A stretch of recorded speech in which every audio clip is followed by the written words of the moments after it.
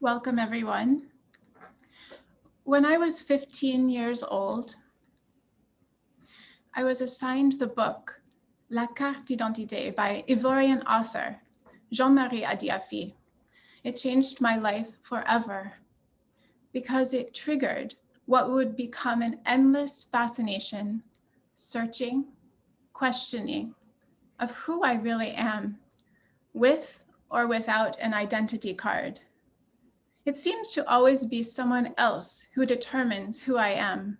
And I realized that because of this, I have always, or to the best of my memory, always been in exile to myself. But it was not until the European network of migrant women and its young women's group, Radical Girls, along with Sciences Po's research program on gender, Presage, under the direction of Professor Hélène Perivier, director of Sciences Po's Gender Studies program. It was not until they carried out this research project that this searching became not just internal, but part of my professional life as founder and president of Women Forward International.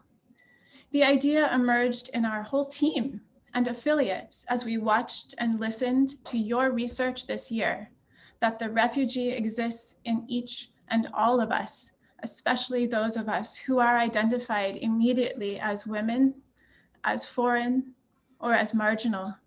Whether it is an external voice explicitly telling us we are an outsider, or we are listening to an introject inside that suppresses and sometimes shames our authentic nature, whether a parental figure or a social stigma in our communities has made us hide our authenticity, most people can barely write a sentence that is entirely true. Of course, words never speak truth. The Sciences Po team, through this partnership with the European Network of Migrant Women and Radical Girls, has done something unique with their research. They've made it essential to everyone here today and to everyone in the world, those who are fleeing from places they have loved, to save their lives or to make their lives better, and arrived in new locations that automatically declare them as not part of our family, society, or community, are no different from anyone who knows what it's like to be a stranger to themselves, and that is everyone. And yet there are so many who still believe that we are not really one human family. As Jean-Jacques Rousseau said, the first person who, having enclosed a plot of land, took it into his head to say, "This is mine," and found people simple enough to believe him, was the true founder of civil society. Like the best kind of philosopher, this group of researchers has put everything into question, reorienting what it means to own land, to belong to a land, and to be accepted on this earth. You cannot read their report and perhaps more strikingly, listen to their poetry and be blinded by the projections we all have put onto one another. That time is over. We are at a precipice. As we truly look at the principles on which the Convention on the Elimination of Discrimination against Women, CEDAW, is built, we start to see humanity crumbling under the weight of a promise unkept to itself. The first step to repairing this gaping oversight is to find out once again, to rediscover the essence that makes us one family, and to hold our institutions and our neighbors and our educational systems accountable to this treasured knowing. As this report asks, Could this global crisis provide an opportunity for addressing systemic flaws and barriers and creating a more equal society? They write, the answer to this question lies in part in the participation of migrant and refugee women in regional and international decision-making processes. How can we do this? That's what we're going to hear today. We have the privilege of hearing from each participating contributor to this toolkit and report, and we welcome those who are in a position to make real change possible today. Nicole Ameline, Vice-Chairperson of the Committee on the Elimination of Discrimination Against Women, CEDAW, and by video, Delphine O, French Ambassador at Large, Secretary General for the Generation Equality Forum, Beijing +25. Thank you to all who have joined us to acknowledge our shared journey to find our humanity and to provide comfort, love, affection, sweetness, and friendship to all those souls who have traveled very far just to find a soft pillow to sleep on, the funds to purchase a delightful toy for their child, a voice in their community. And what a contribution that voice could be, should it have the opportunity to be heard, since it is only those who experience suffering themselves who can have the compassion necessary to heal society. In this time of pandemic, we could all use a bit of healing. I now give the floor to Anna Zobnina, Policy Coordinator of the European Network of Migrant Women.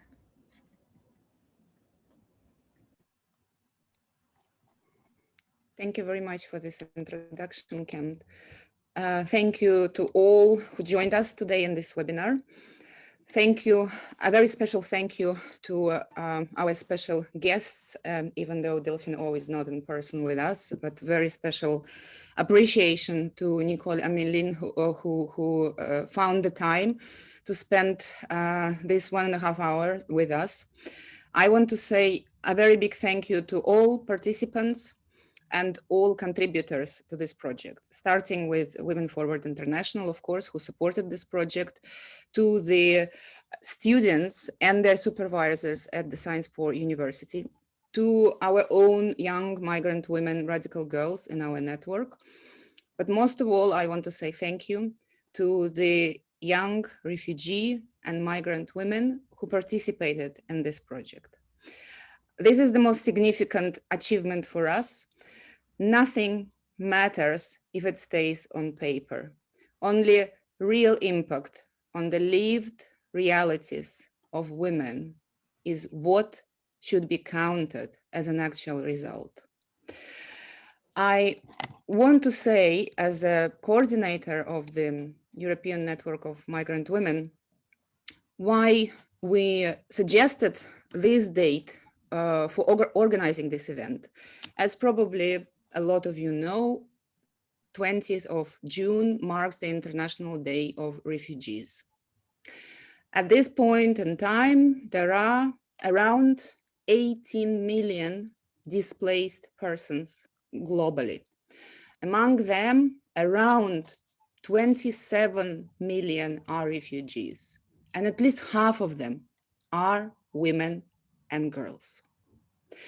This means that we have perhaps around 15 million women and girls globally. And let's remember, most of them are not hosted in Europe due to very restrictive migration and asylum policies in Europe. They are hosted in the what is called developing world. It is the women who do not have access to the very basics. They do not have access to clean water. They do not have access to safety. They do not have access to basic hygiene, health services, but they also don't have access to information. And this is what this action and research project is about. There are, unfortunately, very few international legal instruments that address specifically the rights of women and girls. But there is, thankfully, such an instrument as CEDAW. For us, the importance of CEDAW Convention cannot be underestimated. Through its whole history of 40 years now, CEDAW committee has developed extensive jurisprudence, and I'm sure that the vice chair of CEDAW committee will tell us more about it. But from our perspective of a migrant-led and refugee women-led organization, there are several general recommendations that we keep going back to them when we speak about the rights of migrant women and girls, such as the General Recommendation number 26 on the women migrant workers, or General Recommendation 32 on the gender-related dimension of refugee status, asylum, nationality, and statelessness of women. Very important General Recommendations 19 and 35 on violence against women. And the most recent General Recommendation 38 on trafficking in women and girls in the context of global migration. It is through the process of this recommendation in which we were very active as a network, because this is a very important subject for us, that we got to understand that CEDAW as an instrument deserves more. More women and girls need to know about this instrument, need to be engaged with it, need to use it actively. And among this group of women, migrant women is our target. And among these migrant women, young women are very important. We as a network do not include young women. We think inclusion is not enough. We treat young women as capable, active, and responsible political subjects that have the rights, should be afforded the rights to access information, tools, and exercise these rights. And this is what this project is about. It is perhaps a small-scale project. It is, we didn't cover thousands of migrant women and girls, but it has the depth and it offers the methodology. And it is this methodology that I'm very proud to say that was developed directly by young women themselves. And therefore, I'm going to finish here and I'm going to pass the floor to Carolina Medina, who is a master's student at Sciences Po University, one of the young women who took part in this project. Thank you. Thank you very much, Anna. Hello, everyone. I am Carolina Medina Zarate, and I am part of the group of Sciences Po students who were tasked with the mission of defining and analyzing the factors that hinder political participation of migrant and refugee women in Europe. So our objective was to identify the existing hardships and gaps, the way that they interlock and mutually reinforce each other, and also what changes are necessary in order to overcome these obstacles and foster migrant women's active and meaningful involvement in decision-making processes. So to this aim, we aim to grasp what it means to be a woman, a young migrant woman, and a young migrant woman in Europe, and then bridge these imbrications with the political participation field and their manifestation in private and public spheres. All of this, of course, bearing in mind that young migrant women's participation in public and political life is a condition for gender equality. In fact, we assert political participation performs a leverage function for fulfilling equal enjoyment, exercise, and advocacy of human rights. And in the same way, it is only through the realization of the rights that states, associations, companies, and organizations will uphold justice and representation by promoting decision-making and governance processes that are more accurate and that reflect the composition and the voices of our societies in a more accurate way.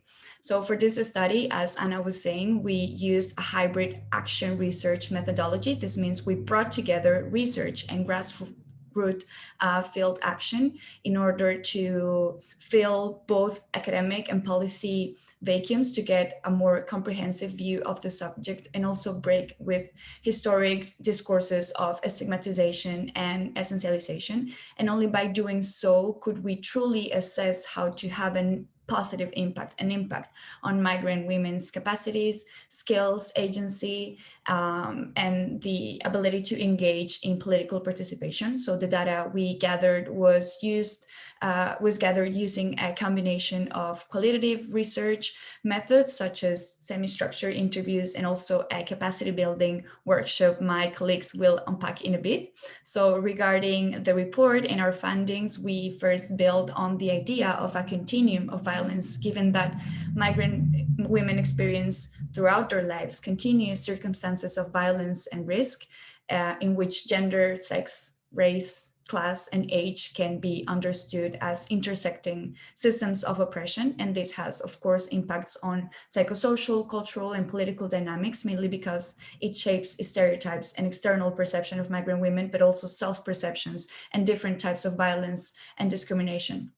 There is also a whole array of structural and systematic institutional and material factors hindering young migrants' agency and independence, namely ineffective, male-centered, feeble policies, institutional, physical, and symbolic violence, and finally, insufficient resources of subsistence and livelihood opportunities. So after putting everything on the table, we came up with some recommendations, and these recommendations are multidimensional, they are multisectoral, and involve different levels of governance. This means that they are addressed to decision makers working at different levels of governance, be it EU institutions, governments, NGOs, and grassroots organizations. So among our suggestions, there is one particular cross-cutting issue, which is capacity building.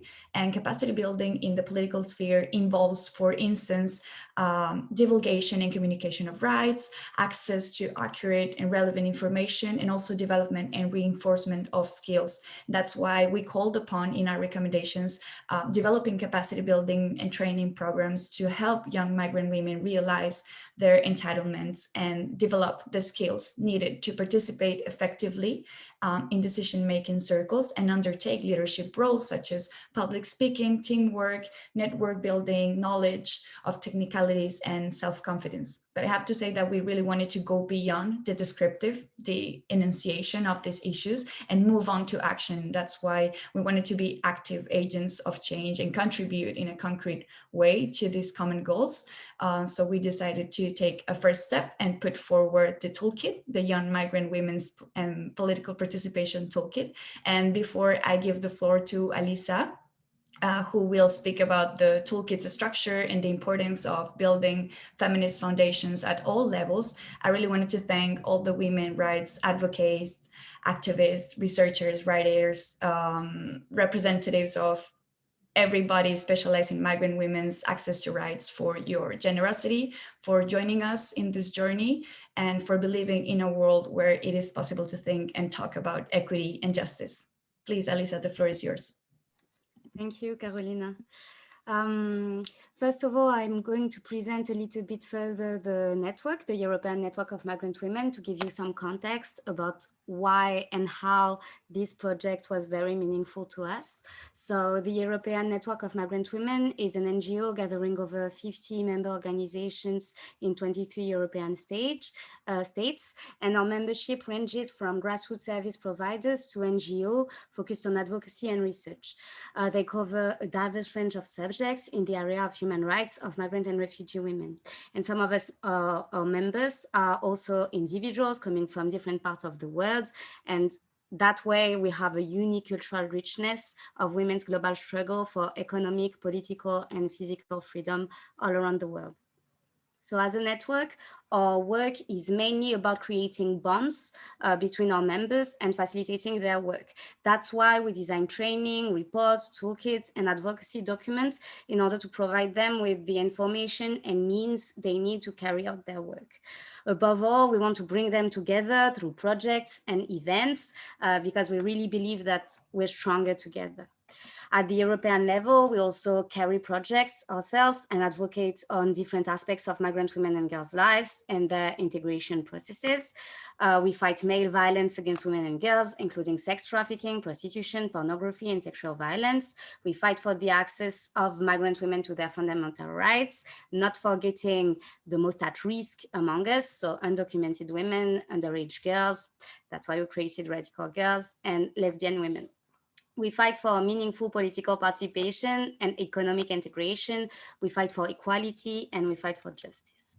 And this is why in 2017, our self-organized young migrant women's group emerged organically, and it just made sense for us to encourage this will for self-representation and to create a space for migrant, refugee, and ethnic minority girls with a feminist vision to find each other, come together, and find ground for collaborative work across our differences. And as Anna said already, we always want to bring the lived realities of migrant women and girls into our work and create safe spaces for the most discriminated persons in our society. And this is what we did through this project, and especially through the workshops, both online and in person, that we organized. When it comes to political participation, young migrant women are among the most discriminated groups in the world and the least represented. So meaningfully including them in spaces of power is needed to effectively tackle the challenges that we are facing worldwide. However, for this inclusion to be effective and not only tokenism, as Carolina exposed and developed in the report that was written by the students from Sciences Po, capacity building is needed. Young migrant women struggle with self-limitations due to internalized stereotypes, traumas caused by the violence they endure, also discrimination in their everyday lives, and struggle to foresee their own future. There is also a lack of role model that looks like them, and the impossibility to imagine themselves outside of contradicting injunctions between Western societies and their home culture. This is why through this project, it was for us really important to design these capacity building workshops targeted for young migrant women. We wanted to deeply impact their lives, their ability and their will to speak up, get informed about their rights and fight for what they want. To do that, our methodology was based on modern horizontal awareness raising and collective thinking techniques, artistic practice, including spoken word poetry. Gillian Montoya will say more about this later, and theater of the oppressed, which is a technique, several techniques that are really encourage NGOs and organizations to use, especially with women, and movement sessions as well, which allow us to acknowledge that body and minds are intertwined and that relearning how to connect with our bodies can also help challenge limitations. Creating a sense of group and belonging was really our first step. At the end of every activity, we had debriefing sessions where we could allow everyone to explore their feelings without being judged, without being interrupted, and share their experiences and also see how they related with others, because the first step of awareness raising is also realizing that we share a common experience of being a woman or a migrant woman or a young migrant woman in Europe. This whole methodology, I won't go too deep into it because it's described in the toolkit we're launching today. We included specific tools, guidance for each activity with really specific advices on the number of participants, the time, etc. So it's a methodology that can be easily reproduced with the help of the toolkit. Also, the whole first step, the whole first part of the toolkit is about the vulgarization of the content and functioning of the CEDAW Convention, because not all grassroots organization or migrant women has the time, the ability or the access to be able to read through the entire convention and understand it and then be able to grasp her rights and possibilities through it and provided and guaranteed by it. So that's the first part of the toolkit. it, and then we develop the activities and methodology. And finally, we have a last part about how to translate this methodology to online formats, because this year, as you know, with COVID, we had to do a lot of things online, and we didn't want to lose this contact with our target group. And we also thought it was really relevant to see how to create a safe space online with the particularities of migrant women who don't always have a space for themselves, who have also, you know, other priorities sometimes than attending an online meeting. And also, since it's not always easy for them to travel and to go to places where we have our workshops, our camps, our events and activities, we thought that it was really good to be able to have this methodology online that was inclusive for them.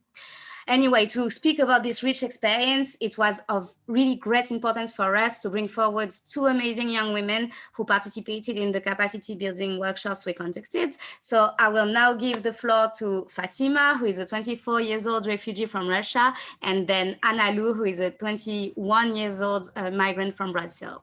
The floor is yours, women. Здравствуйте, меня зовут Фатима, я с России, и я хочу сказать, что эти онлайн-сессии помогли мне почувствовать свою свободу, значимость моих слов, ценность моей жизни, а также найти нужных людей, с которыми я всегда хотела поддерживать связь. Я считаю, что очень важно проводить такие встречи с мигрантками и говорить с ними об их проблемах, их значимости, их знаниях и то, как они должны себя чувствовать на самом деле. И поскольку они всю жизнь прожили в странах, где их голос никогда не звучал, когда их никогда не слышали, когда им говорили, что их жизнь имеет значение, и они рождены только для того, чтобы прислушивать кому-то, приезжая сюда, они все еще живут в этих иллюзиях, созданными плохими людьми, и поэтому очень важно встречаться с ними и говорить с ними об этом, потому что многие не знают, как и где начать говорить об этом, многие не знают, какой шаг предпринять, и многие даже не знают, что можно что-то сделать. Они считают, что они должны всю жизнь прожить такой жизнью только потому, что плохие люди их научили этому. И я считаю, что бесспорно об этом нужно постоянно с ними беседовать. И как я заметила, мигрантки, которые все еще приезжают в страны, думая, что они обретут здесь свободу, они не обретают ее чаще из-за того, что они со своими мужьями, и чаще всего им запрещают какие-либо коммуникации с людьми, и они все еще живут в заперти и молчании, и поэтому очень важно, чтобы государство создало такое общество, из которых их бы насильно вытаскивали из домов, как бы это ни прозвучало, но надо, чтобы их насильно вытаскивали из домов и говорили с ними, говорили об их свободе, и что если у них есть проблемы, они должны об этом проблеме говорить постоянно, потому что чаще всего, если ты спросишь их, все ли с ними хорошо, даже если им плохо, они никогда не скажут, что им плохо, они будут говорить тебе, что с ними все хорошо, что все нормально, у них любящий муж, замечательная семья, но на самом деле это не так. Эта проблема существует по сей день, 21 век, а наши женщины могут сидеть без еды только потому, что мужчина не хочет работать и не хочет заставлять работать женщину, чтобы она как-то добыла себе питание. Потому что с детства нас приручают к тому, что слишком постыдно говорить о своих проблемах. Это глупое убеждение. Если тебе плохо, я считаю, что человек должен говорить, что ему плохо. Это не проблема религии. Многие ставят акцент на то, что вот потому что вы мусульмане. Нет, это проблема тупых традиций, очень глупых. И это проблема глупых людей, которые навязывают нам, какие мы должны быть каждый божий день. Как до этого прозвучала фраза, что мы мигрантки сами себе, что наши мысли мигранты. Я прожила в этом состоянии очень долго. До 21 года я жила, не знаю, кто я. Я жила, слушая людей, пытаясь им угодить, потому что с самого детства мне внушали то, что я должна терпеть, что я должна быть правильной, хорошей, и у меня не должно быть ничего плохого, и я не могу жаловаться на свои проблемы, что бы плохое ни произошло, я должна быть благодарна. И это проблема по сей день. Но потом, когда я поняла, какой должна быть я, какой свободой должна быть я, когда я ушла от этого, когда я приехала в Польшу и начала, год я была в депрессии, а потом, когда я начала решать проблему, потому что я видела, что мое нутро меня убивает, я начала общаться с феминистками, я начала с ними разговаривать, и они открыли мне настолько прекрасный мир, что каждое утро, когда я смотрю на себя в зеркале, я просто говорю себе: ты прекрасна, и я тебя люблю. И я очень благодарна женщинам, которые научили меня это говорить, которые научили меня видеть во мне человека прекрасного, что я неплохой, как мне это говорили, потому что в течение 21 года мне твердили, что мне нужно меняться. И эти изменения были только для людей. И эти сессии заставили меня полюбить себя еще сильнее. И я так счастлива, что я полюбила себя, я начала любить правильных людей, я начала разговаривать с правильными людьми, и я очень благодарна. И я надеюсь, что это не последняя сессия, что я готова прожить всю жизнь вот с такими разговорами, даже если я не смогу с вами встретиться, но я надеюсь, как до этого говорили, мне запрещают путешествовать, потому что у меня есть брат, и я все еще живу в такой семье, но моя мама меня поддерживает, и я не сдаюсь, и я продолжаю делать то, что я хочу, я не стесняюсь говорить, что я феминистка, потому что на моей родине очень постыдно говорить это, но когда я вижу людей, которые начинают говорить, какими женщины должны быть, я с радостью отстаиваю свои права, и я смотрю им в лицо и говорю: я так говорю, потому что я феминистка. И не представляете, в какой-то момент вы начинаете любить злые взгляды, вы думаете: боже, какие глупые люди, и какой умной стала ты. И это все, что я хотела сказать. Я передаю слово Аналу. Thank you, Fatma. This was just beautiful. I love hearing you speak. So hello, everyone, and thanks for having me here. Thanks for this opportunity, because participating in this workshop was really the most life-changing experience I had until now. Through the workshop, we went through CEDAW's points and goals, but in order to actively join the fight for our rights as migrant women, we need to feel valued first. And that's exactly what this amazing group of women did with us. The safe space created for us that Alyssa mentioned was really what made a difference for me. From day one, we started to build this bond and to really make us feel comfortable just to be ourselves and to speak our truth and to be vulnerable and comfortable. So 1 week later, and one weekend later, in the middle of an activity, I started crying my eyes out for this women that I had just met. And I thought I screwed everything over, but I have never felt so seen before, so welcomed and valued, as I said.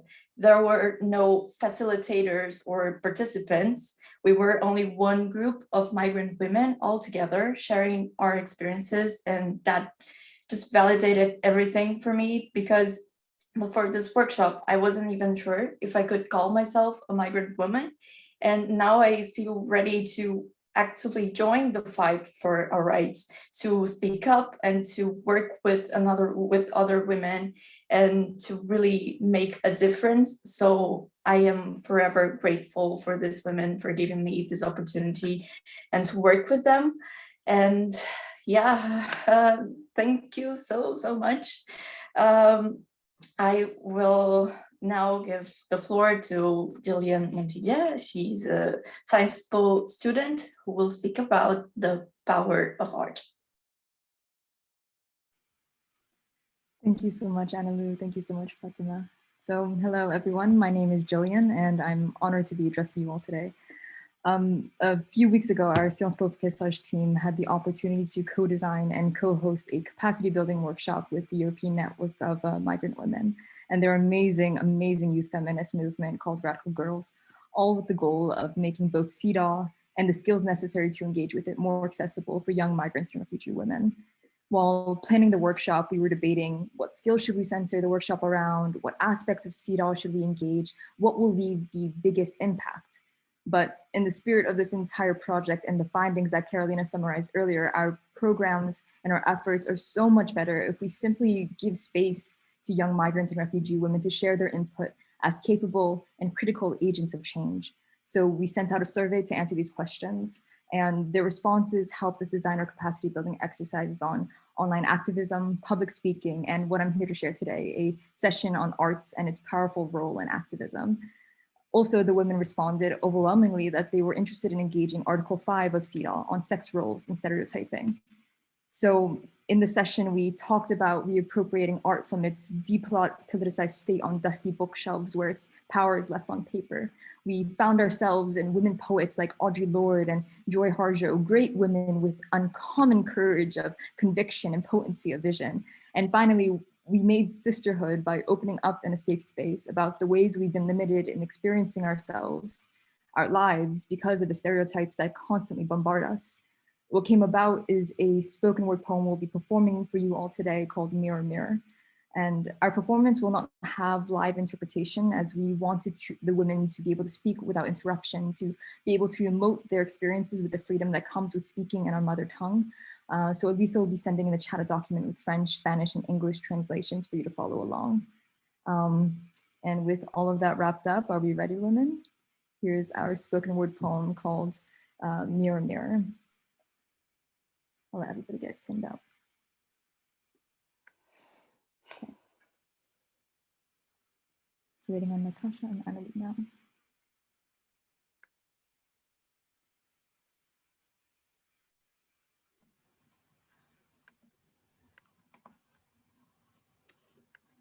I need Annalie as well, I think.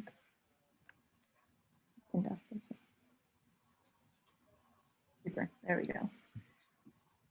So this is our poem called Mirror, Mirror. When you look at me, what you see is a mirror of you, not me. Fantasies created, smoke screens obscuring reality, your fears, dreams, insecurities. When you look at me, what you see is a mirror of you.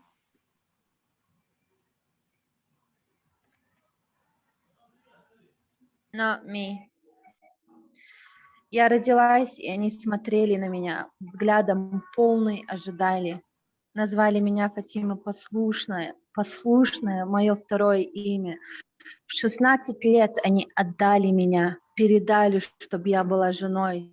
Они назвали меня Фатима послушная, послушная, мое второе имя. Безмолвное мое третье имя. Сотри свои чувства, служи своему мужу. Сломай и сожги сады пионов и жемчужины смех, переполняющий твое сердце.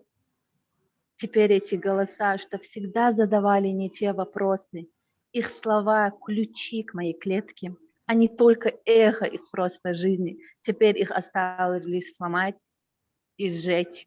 Наконец-то, освобожденная пространством, чтобы потянуть свои руки к безграничным, к моим желаниям, моего сердца. Меня когда-то звали Фатима послушная, и я так рада, что уничтожила это имя. Имя, что не было моим никогда. When you look at me, what you see is a mirror of you. Not me. Lorsque tu me regardes, ce n'est pas moi que tu vois, c'est ton propre reflet. Tu vois une image, une idée, tu projettes sur moi tes fantasmes. Tu vois l'exotisme érotisé, un mirage flou dont tu voudrais contrôler les contours. Tu vois un objet sexuel, les ombres dansantes des harems, corps voilés et dévoilés, un fantasme écrasé depuis des millénaires, avec pour unique aspiration celle de m'offrir au monde, de m'offrir à toi. Mais tu ignores la vie qui gronde en moi, les voix des femmes lumières, passées et futures, qui grondent dans mon ventre. J'ai des bombes qui s'appellent mots. Même les mains vides, même sans pouvoir, j'existe.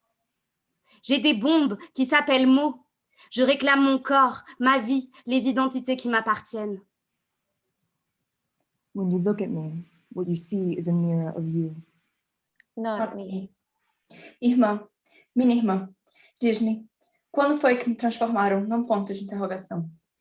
Irmã, responda às tuas perguntas com o eco de outras perguntas, cujas origens foram esquecidas, mas o meu corpo não esquece. Conheces a bufetada de... És de onde? Conheces a queimadura de... Por que tu não danças para nós? Por que é que os espaços que eles me reservam são tão mal iluminados, bombeados com corpos suados, doentes com a febre da dança? Por que é que nunca têm espaço para mim? Um espaço silencioso e iluminado, com um palco para dizer o que penso, para falar sobre a existência da plenitude da minha humanidade. Como eu devo agir quando a sucessão de questionamentos, a contínua repetição da pergunta de onde realmente és, deixa-me atordoada e incapaz de responder? Uma pergunta tão simples a explodir em minha mente. Dilema de prisioneira, interrogatório, se isso, então aquilo. Eles escondem-se por detrás da segurança de um espelho unilateral, por detrás da nuance das suas insinuações, mas a lâmpada nua mostra a intenção por detrás da sua ridicularização. Como eu interrogo o interrogador? Irmã, responda à tua pergunta com outra pergunta. Deixas-me ajudar-te a destrancar a porta da cela? Irmã, eu respondo a tua pergunta com outra pergunta. Deixas-me ajudar-te a aprender a beleza do teu próprio ritmo? When you look at me, what you see is a mirror of you. Not me. Where are you, sisters? The darkness crashes in, the compass can't find north. Where are you, sister? Before I can fully despair, I hear a voice saying, there is no place for a daughter of Mother Earth to linger. Taking my hand, she delivered me from the shadow of the cave called misogyny, the darkness of my mind called isolation. Now, though I speak with joy in this light, I rest ready to re-enter the cave, ready to answer the call of any sister, asking, where are you? When you look at me, what you see is a mirror of you, not me. You are not my savior. I am not your victim. I am not your fantasy. You are not my dream. When you look at me, what you see is a mirror of you, not me. I'm a woman free. I am woman awakening. I am woman uncaged. I am woman reclaiming. I am woman becoming. I am woman. I am woman. I am woman. I am a woman. Thank you, women, for trusting your experiences and your lives through the writing of this poem. So now we are very honored to welcome Nicole Ameline, Vice-Chairperson of the Committee on the Elimination of Discrimination Against Women, and Delphine O, French Ambassador at Large and Secretary General for the Generation Equality Forum. As the forum is opening in a few days on June 30th, Ambassador O unfortunately could not make it, but she sent us a video which we'll be screening now. Thank you.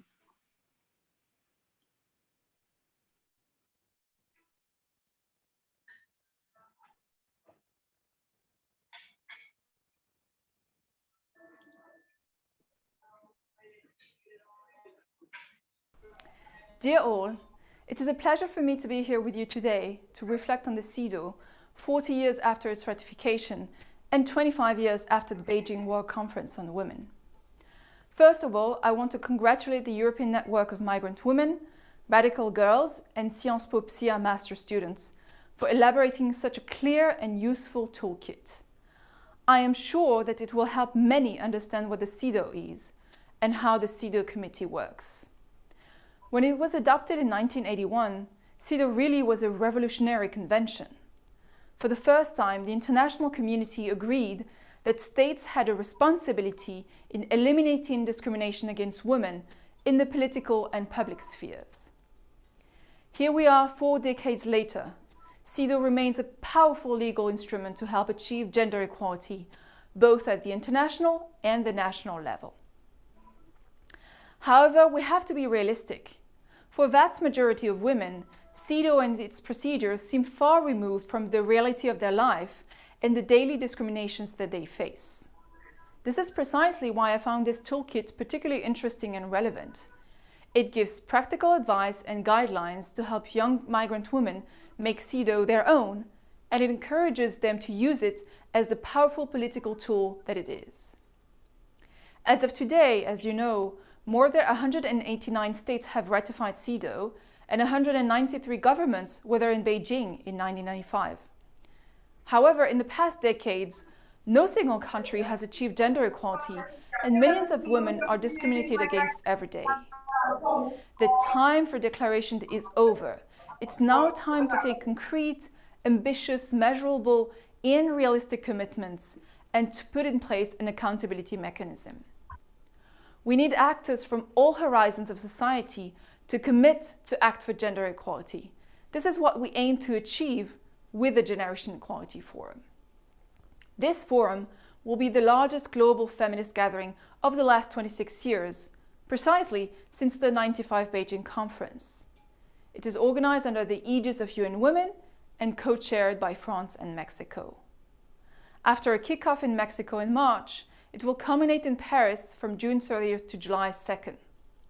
This is the first time that states, international organizations, but also civil society, youth-led organizations, private companies, philanthropic foundations are sitting at the same table and working together around 6 priorities to advance gender equality and women's rights in the world.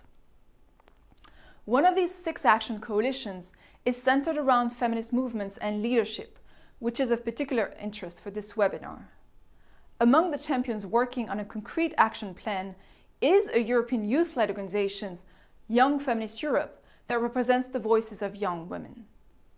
The goal of this action coalition is to elaborate concrete actions to encourage more women to engage with political issues, but also to fund and support feminist and women-led organizations and movements, and to create and protect civic space for feminist action and organizing, just like what the Young Migrants Women's Political Participation Toolkit is aiming at. Today, we're standing at the crossroads of 2 crises that endanger women's rights. On one hand, we're observing a rise of conservative movements. They want to undo years of progress. On the other hand, we're facing a global health crisis that has exacerbated gender inequalities and reversed women's rights in many places. Young migrant women are particularly affected by those 2 crises, so it is crucial to develop tools to help them raise their voices, to empower them and be part of political decision-making processes. I'm happy that the Young Migrant Women's Political Participation Toolkit is one of these tools. I thank you all for your attention and I wish you fruitful discussions. I do hope to see you all at the Generation Equality Forum in 2 weeks, virtually. Registrations are open to everyone, so do not hesitate to go to forumgenerationegalite.fr to get more info. Thank you very much.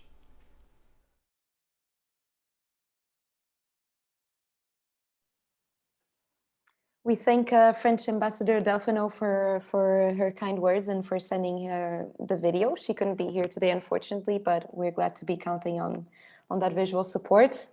Right now, I want to introduce Nicole Ameline. So Nicole Ameline is the French politician, diplomat, and women's rights advocate. She served as a member of the National Assembly of France and was the French Minister for Gender Equality between 2002-2005. And she has also been a member of the United Nations Committee on the Elimination of Discrimination against Women, so the CEDAW committee, since 2008. And right now she is the committee's chairperson since the year 2013. The floor is yours, Nicole Ameline. Thank you very much. And I hope that you hear me very well. It's not very easy. I greatly appreciate this webinar, and I would like to congratulate you very much for this inspiring presentation, and also the great and very, very interesting and positive work you have done with this toolkit. I would like to, of course, greet the European Network of Migrant Women. We know them perfectly in Geneva, and also the Sciences Po team for encouraging this excellent research program. And by listening to your very, very impressive witnesses, and the presentation, I thought that it was possible maybe to make a bridge between this research program and our committee, because it could be very interesting maybe to welcome you to Geneva and to deepen this excellent work. I greet, of course, all the participants and speakers, and thank you for having given such a strong presentation of the CEDAW Convention. You are absolutely right, and I think that by highlighting the strengths of this convention, you pave the way for a new generation. And I would like to just to recall that the CEDAW Convention is the most important binding instrument in the world to protect, to fulfill, to promote women's rights. And of course, especially women victims of discriminations. And we can say that all over the world, women remain the first victims of violences, conflicts, discrimination, sufferings. But in the meantime, and you demonstrate that very well tonight, in the meantime, they are the leading force for change. You are the leading force for change. And I think that for the CEDAW committee, maybe there is some very, very important words as inclusiveness, as effectiveness, because we know that between the law and the practice, there is a gap to fill. And it's time to fill this gap. We urge all the countries, all the state parties to accelerate the implementation of rights, and especially in the context of intersectional discriminations. And I have appreciated a lot to listen to you and to see for your toolkit the two key issues, intersectionality and the situation of migrant women and girls is a key issue, and also leadership. And for us, it's a very important thing to have in mind these two issues. The consideration of the gender dimension in migration at all levels is for us a recurrent subject. And we use to raise this problematic at each step of our dialogue with the state parties. It was the case recently with Denmark, and it was the case also with France a few years ago. And it's for us something very important everywhere in the world, but especially in Europe, because there is a sort of legal framework, but we consider that it's not enough. And migrant women are often facing barriers, obstacles, and for us, law exists, but access to law is not effective. So it's a first way that we use to promote this point. Secondly, we have in the optional protocol, and you describe it very well in the toolkit, the possibility for individual communication to reinforce our action in terms of support to migrant women, because in a lot of cases we have the problematic of refoulement, and also status, integration, access to education, access to professional labor market, or more simply, access to information. And it's true that we describe generally a sort of protocol to ensure the consideration of these different difficulties. And the third point, and it has been raised at the beginning of this webinar, it's our general recommendations. It's a sort of doctrine, and it's very important. The letter about trafficking shows the risk faced by women during on the routes of migration, of course, but not only, sometimes in refugee camps and also in host countries. So I highly appreciate your vision of leadership, because I think that it is the best response, also self-esteem, freedom to resist. And also we need, and it has been also very well highlighted in your toolkit, we need to reinforce our fight against stereotypes, against negative practices, some traditions. And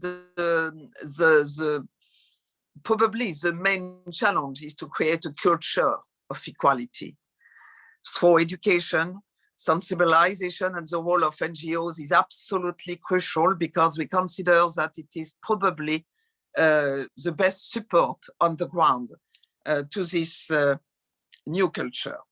And I think that I have seen that you use 3R, but I propose 3E. Embark, empower, embrace.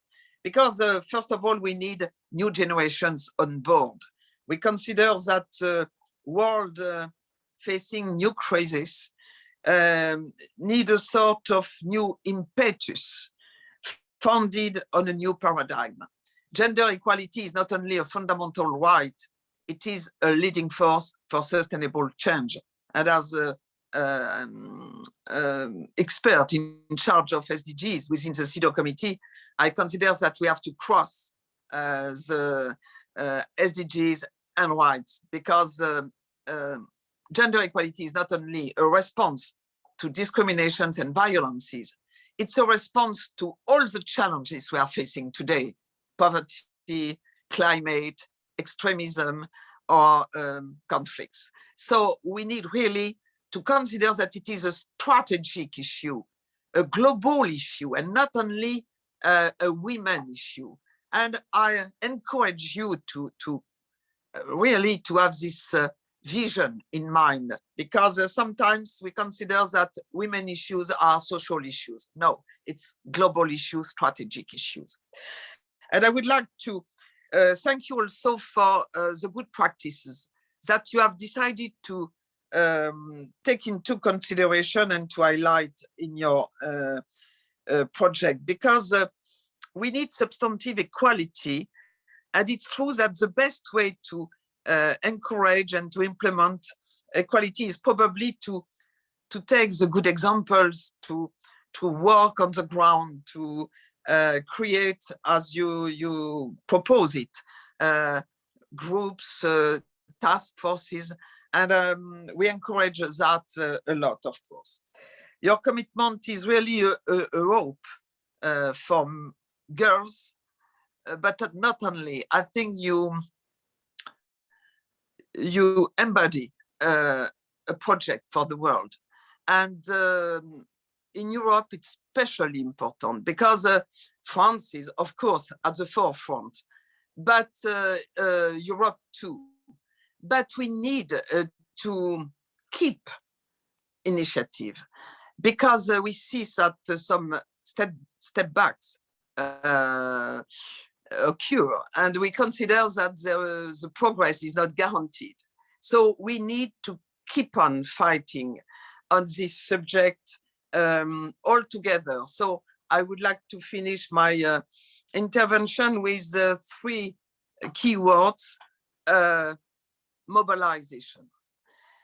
I consider that we need really to mobilize NGOs. They are already, but private sector and all the stakeholders, because it's a necessity today to make 2030 the decade for equality. We cannot wait for New Year's, many years.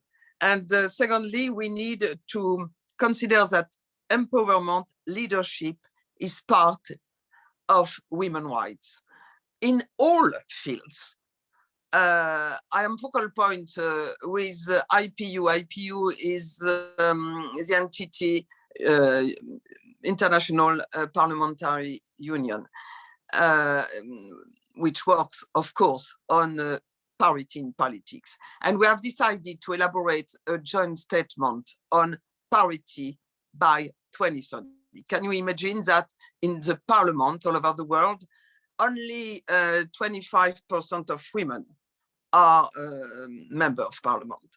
And I think that we need more and more to consider that innovation is a very, very key word, because we are all today concerned by intelligence and artificial intelligence. It's a new world, but we are working on algorithm, because we see in Europe, unfortunately, that only 27% of people in the governance structures are women. So we see that some discrimination can occur in the next year. So we have really to stay focused and very involved on that. And the last word is acceleration for me, because as Delphine O said, we need to go further and faster, and we need you. I think that the CEDAW committee considers that after 40 years, we need to give to the promise of equality an effective content.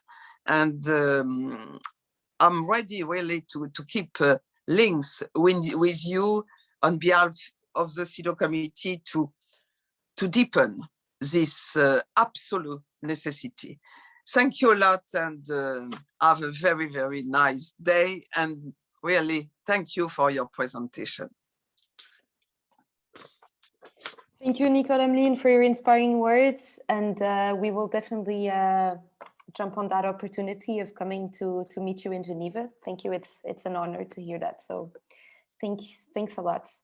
I now have the task to ask the audience if there's any questions that they may have. You can write them in the Q&A section, and I will do my best to address them. The first question is quite technical, but we can dig more into depth afterwards, is where can participants to this webinar find a recording of this webinar later on? So I leave that to Hélène or Violette or the Sciences Po team. So I think it will be available. The Presage program will send the recording of this event. So we will let you know once it is available. Thank you, Hélène. So for anybody who doesn't follow the Presage on social media, please do so, because you will find a lot of information there. And we will also relay the information on both the European Networks of Migrant Women Facebook page and the Radical Girls. So stay tuned for that. The second question we have, and I think this can be very well answered by Anna, but if any of the panelists want to jump in, please do so. It is from Marie, who is based in Germany, and she says that there's a lot of refugee women that are coming to Germany through child marriage, and that child marriage is validated and accepted by the German government and even by law. So even if they're minors or even girls as young as 14 married to men of 30 years old or even a higher age, the German government is deeming these girls that they are safe to travel and safe to stay, even if they're a solo underage refugee. So what is your opinion on that? And I can rephrase if it was not well understood.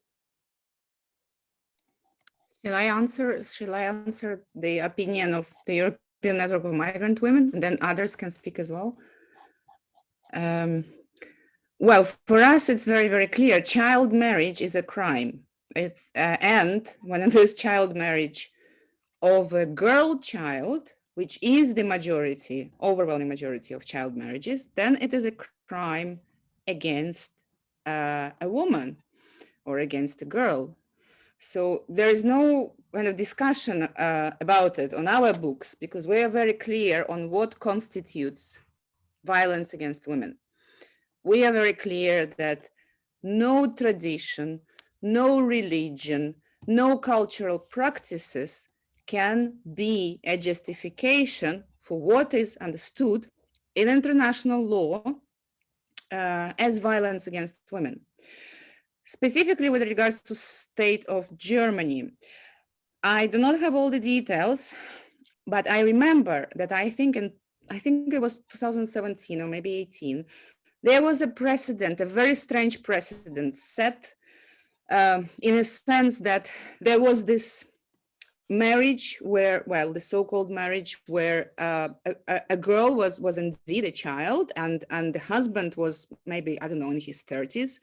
And somehow the social authorities or some other authorities accepted this fact that, yes, they're married. And she was initially placed, I think, in a care, in a care facility. And then he was given access to basically have sex with her or meet with her because he is her husband. Again, we think the decision is wrong. That we think that there is no justification for it. But also, we think that the state of Germany, in the process of doing so, I do not know if this decision was then later challenged and appealed in some higher court. If it was not, then in our view, this would be violation of, for example, CEDAW Convention. This would be the violation also of the European law, which is also that recognizes that child marriage, well, there is no law, there is no European law on child marriage, but in other laws it is incorporated. So I think also we need to raise awareness on this. And what is important here is that sometimes, and I think the young women who were presenting the poetry and the toolkit, they made it very clear that we consider the rights of women, as does CEDAW, they are inalienable, they are indivisible. We cannot say, okay, because you are 14, you have a little bit less rights as a woman, and so therefore you can be a little bit violated here and there, but if you are 25, then it's not the case.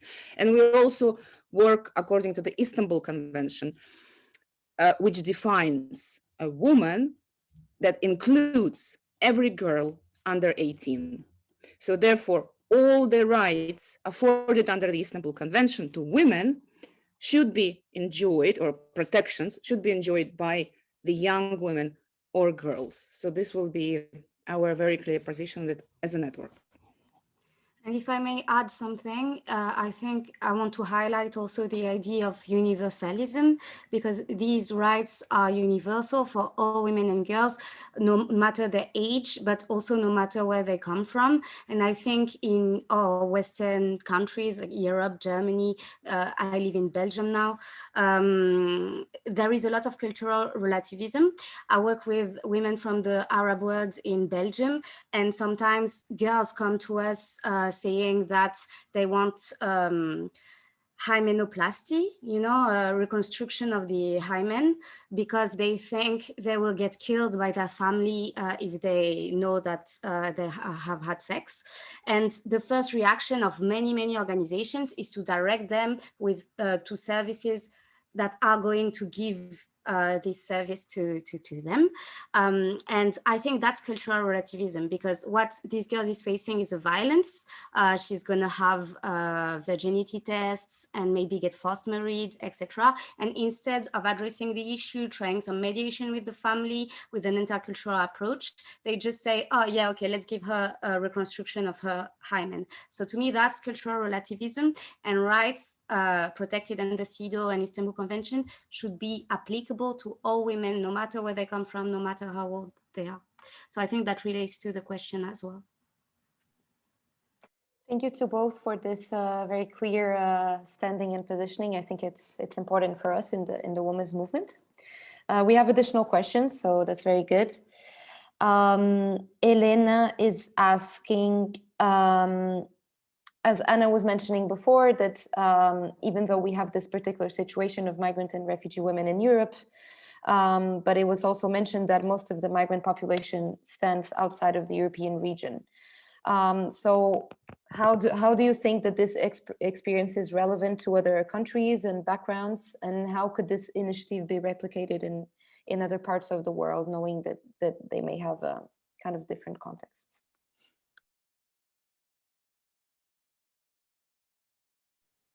If anybody wants to answer, go ahead.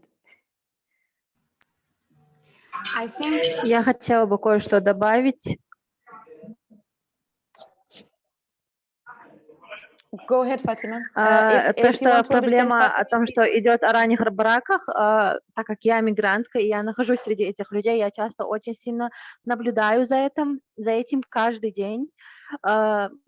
И очень многие мигранты, которые здесь находятся, знают, что я с ними не общаюсь, я не поддерживаю особую связь, потому что этим девочкам с ними не о чем говорить. Они говорят только про замужество и парней. И я очень часто замечаю то, что это не их слова, им буквально навязывают это. Им делают обязательным, что у них должен быть парень, они должны с ними общаться, но они не могут не касаться друга, не целоваться, не секса, но у них обязательно кто-то должен быть, как будто они игрушки, то есть они будут неполноценными, если у них никого нет.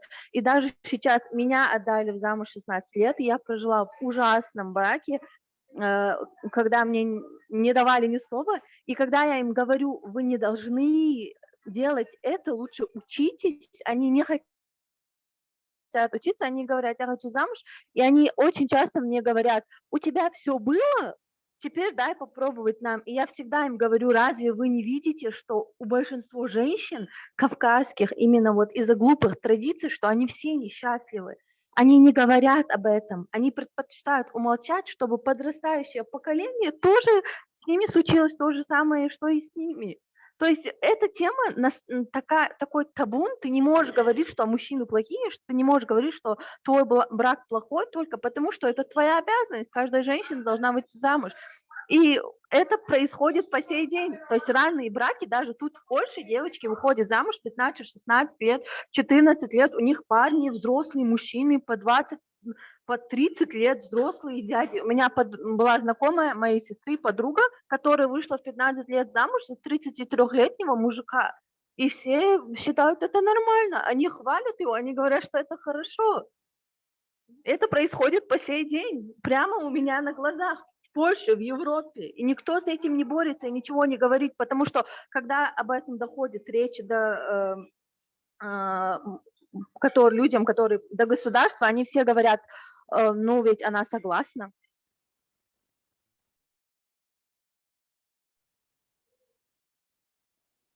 Thank you, Fatima, for sharing your story and your experience and reminding of that cultural relativism that is very much practiced on European soil. To go back to the previous questions, if any of you women have an idea of how our toolkits can be replicated in other parts of the world, and right now with Radical Girls, we're working on another toolkit because this one is really specific to, we designed it a little bit for our members, you know, organizations working with migrant women in Europe.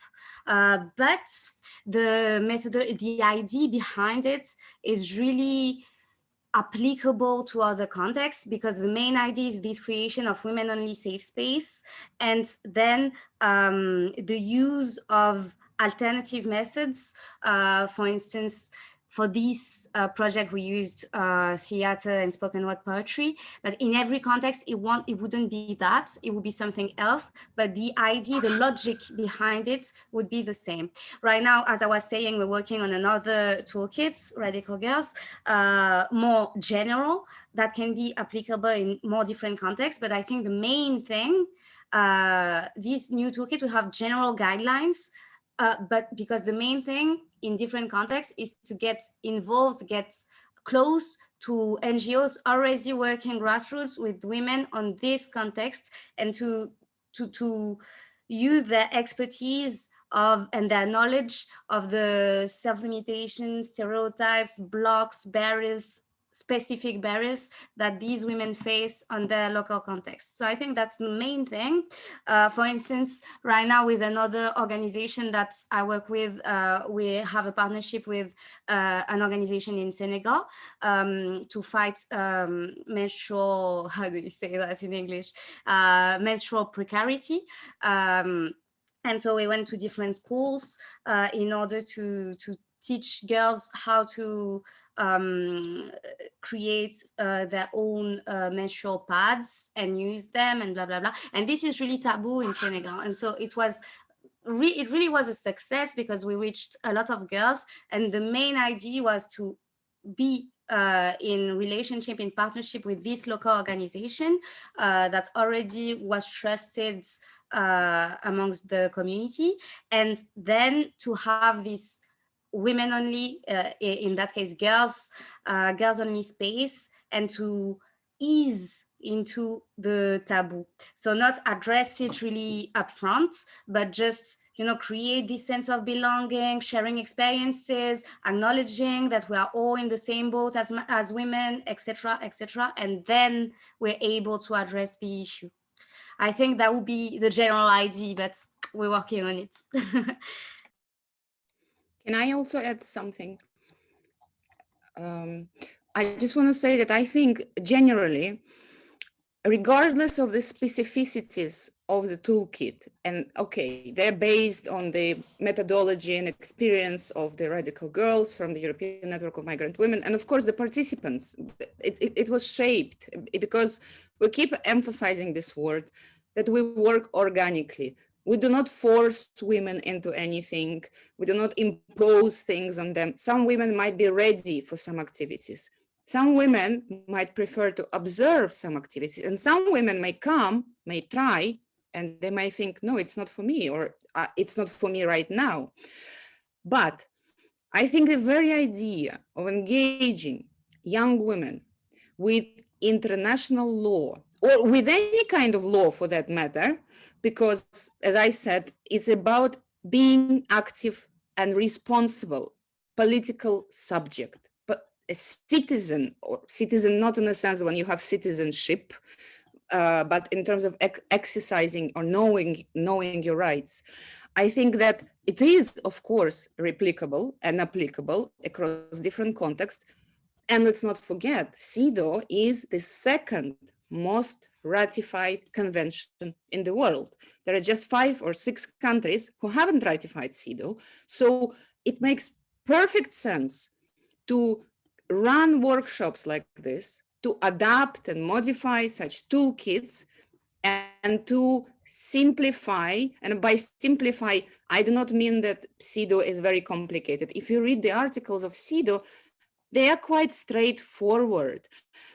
Yes, general recommendations are very long, and it can be kind of quite scary and complicated, but there is a way to explain it in simple. There's always a way to explain to women and to young women the law in a way that is, if the law cannot be understood by ordinary women, that means it's a bad law. And CEDAW is not a bad law. It is a good law that women can understand and they can engage with. Thank you. We have the time for one last question, and then we must unfortunately end this webinar. If I may just a word about what said the last speaker.